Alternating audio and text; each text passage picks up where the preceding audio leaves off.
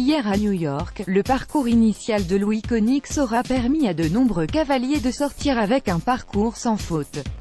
En effet, la première cavalière à entrer en piste, Erin Ballard, a d'entrée de jeu montré le chemin vers le sans faute grâce à Fantast, avec qui elle avait remporté le Longines Speed Challenge 2 jours plus tôt.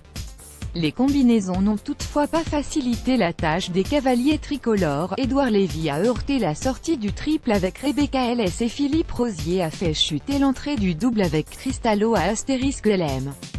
Grande gagnante de la finale de Coupe du Monde Longines de Paris-Bercy, l'américaine Busy Madden a perdu tout espoir de victoire en écopant de 4 points à la sortie du triple sur coach. Au barrage, tous les espoirs étaient permis. La Canadienne Erin Ballard a signé un deuxième parcours sans pénalité, et semblait indétrônable pendant une bonne partie de la compétition.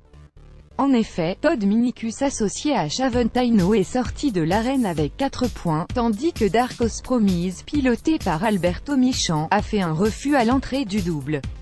Amanda Derbyshire n'a pas été menaçante non plus, en fautant en début de parcours avec Cornwall BH, elle n'a pas inquiété la tête du classement.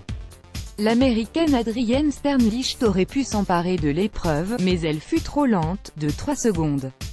Chez les tricolores, tout était possible. En effet, Patrice Delaveau, en remportant fin février le Grand Prix CSI 5 à Hong Kong sur Aquila HDC, pouvait inscrire un doublé et ainsi remporter une coquette somme. Malheureusement, le Hongre a refusé la sortie du double, compromettant irrémédiablement les chances du Français.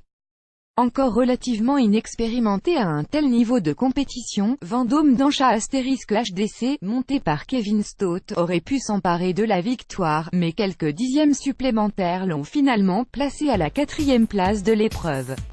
S'élançant en 12e position, l'ancien numéro 1 mondial, McLean Ward, a bénéficié de la chance et du grand cœur de la fille de Clinton pour se sortir sans faute du double, et s'installer ainsi à la 1re place. Il s'agit là d'une sacrée performance pour Quinta, que l'Américain ne montait que pour la 2e fois en compétition. Le Suédois Peder Fredriksson s'est quant à lui emparé de l'argent, et Erin Ballard du bronze.